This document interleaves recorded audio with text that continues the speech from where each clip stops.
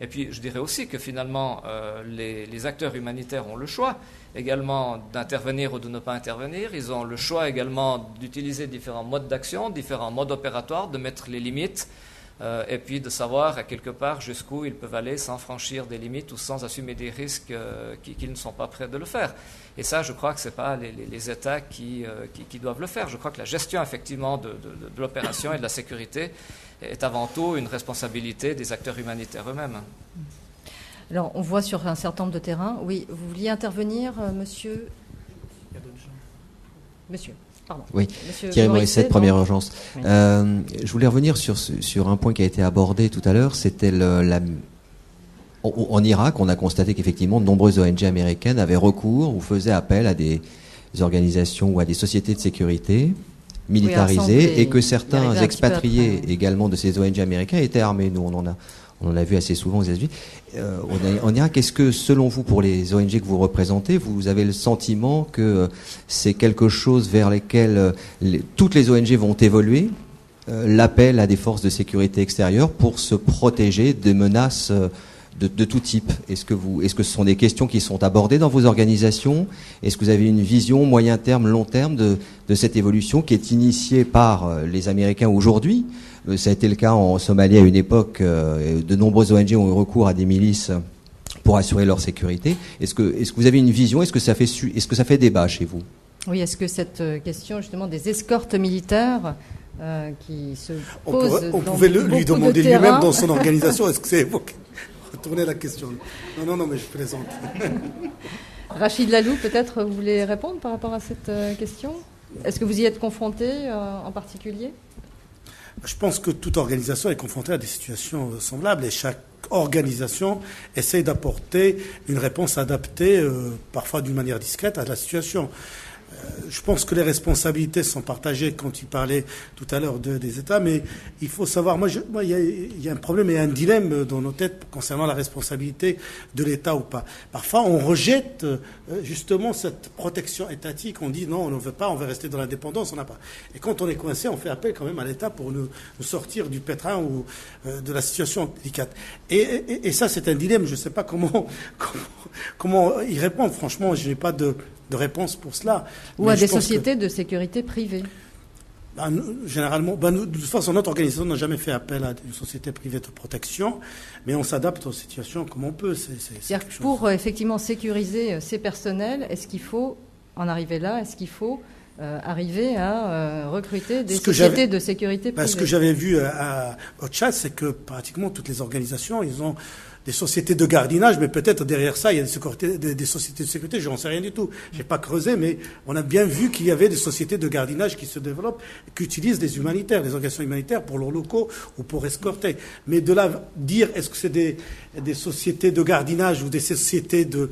J'en sais rien du tout, mais franchement, nous, on ne les a pas utilisées. Comment fait le CICR, par exemple, sur ces terrains difficiles? Chez nous, au CICR, la position est très claire par rapport à l'utilisation d'une protection armée. Dans le cadre de l'action humanitaire, la règle, c'est non. Dans la majorité des contextes où on travaille, on n'a pas recours à des escortes armées. Alors, on a fait les deux expériences que l'on a faites pratiques, c'est la Somalie et le Nord-Caucase. La Somalie, à l'heure actuelle, effectivement, là aussi, depuis 1994, le CICR utilise encore aujourd'hui des escortes armées.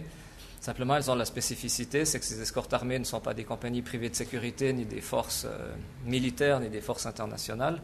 Ce sont en fait des représentants des Somaliens eux-mêmes qui accompagnent nos équipes et sont là pour aussi assurer notre sécurité. Simplement, je crois que là, c'est même pas tellement une question de choix.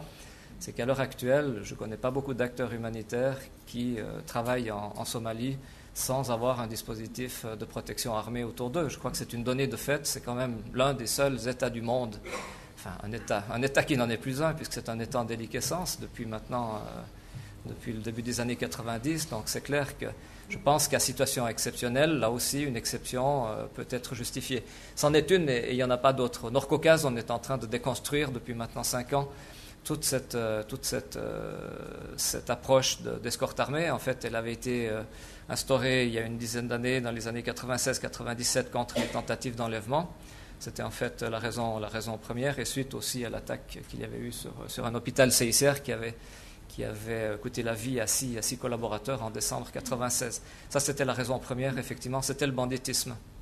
Mais on a aussi vu, au fil des années, la complexité de faire le pas en arrière. C'est-à-dire, une fois qu'on est pris dans cet engrenage de recours à des escortes armées, il est extrêmement difficile, et pour des raisons peut-être aussi triviales des fois que des raisons économiques, c'est-à-dire que ça coûte extrêmement cher, que ça permet aussi d'entretenir un certain nombre de milices, et qu'au moment où effectivement on n'en a plus besoin et qu'on ne paye plus, un incident de sécurité est vite arrivé pour prouver à quelque part qui sont nécessaires pour justement prouver à l'organisation qu'elle n'aurait pas dû renoncer à ces escortes. Donc je crois qu'il y a tout un aspect malsain là autour, sans compter que je crois qu'une présence militaire ne va pas avec humanitaire.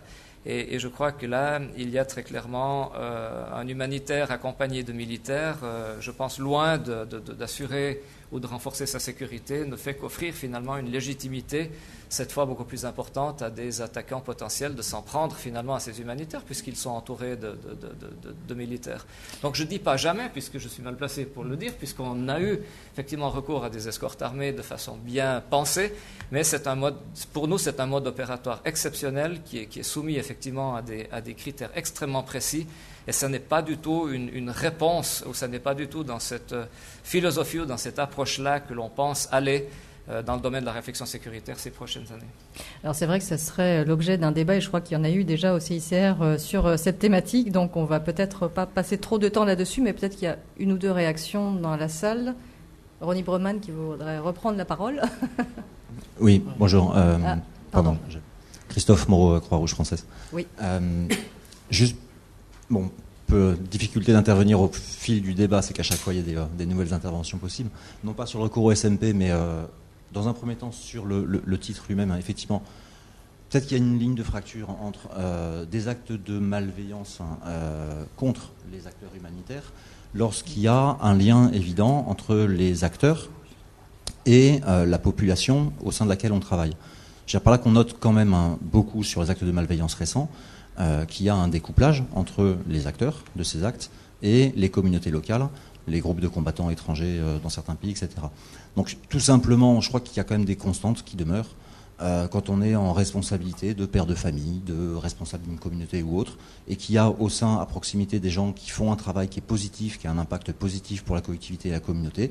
On cherche à les protéger parce qu'on en tire un bénéfice direct, premier et évident. Et que ça, c'est quand même une constante qui demeure. C'est-à-dire que si mais il y a un lien réel entre la présence des humanitaires et les bénéfices qu'en tire la communauté dans laquelle ils s'inscrivent, il n'y a pas de problème au-delà d'une petite délinquance de base. Effectivement, si on est sur un ciblage par des groupes hétérogènes, exogènes à l'environnement, le problème est très différent. C'est l'exemple de l'Irak, c'est éventuellement l'exemple du Tchad, de l'Afghanistan, pourquoi pas, avec le phénomène des talibans. Il est intéressant de noter juste une petite réflexion. Un groupe de jeunes gens armés procédant à des attaques d'ONG cherchant à viser des véhicules à l'est du Tchad était en fait composé d'anciens employés nationaux d'ONG. Et je trouve intéressant de se poser la question de quelle est donc la vision qu'ils avaient du rôle et du travail des humanitaires pour que, alors qu'ils avaient collaboré avec eux, au bout du compte, ils finissent par choisir plutôt de prendre la calache et de braquer les voitures des ONG. Sur le premier volet, qui est la question du comportement des expats, du personnel, des ONG, de la qualité des projets, on peut intervenir, et je pense qu'on cherche tous là-dessus. Le deuxième volet, sur les groupes, notamment la nébuleuse Al-Qaïda, la CNIACPA, etc., c'est encore une autre problématique. Une deuxième intervention.